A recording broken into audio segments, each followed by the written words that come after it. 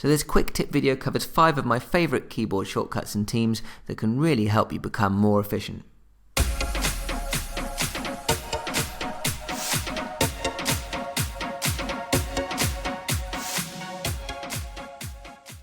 Okay, so my first one is simply Control and full stop, and that will bring up the list of all the shortcuts within Teams. So really handy little reference guide for you there. The second and third one help when you are in conversation mode down here. There's a couple of things that annoy me sometimes when I'm working in Teams. For example, I might be typing a message and used to emailing, so I just press return. But I didn't want to post that message like that. I wanted to have a new line underneath. Well, if I'm in conversation here and I type my message but hold Shift and return, I get my new line.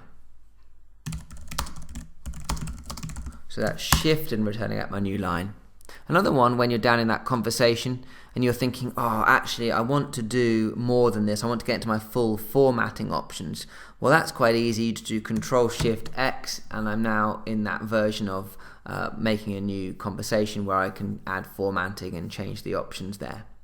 A nice handy navigation one which allows you to move between the things on the left hand side here, okay, is simply to use Control and the number keys. So Control 1 will take me to my activity, Control 2 to chat, 3 to Teams, 4 to assignments, etc.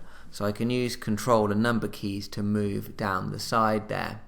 And my final one is to do with this bar at the top. Now if I press Control / I get up to that command bar straight away, which is nice, and it gives me a list of commands that are available there, so it's worth having a look at those.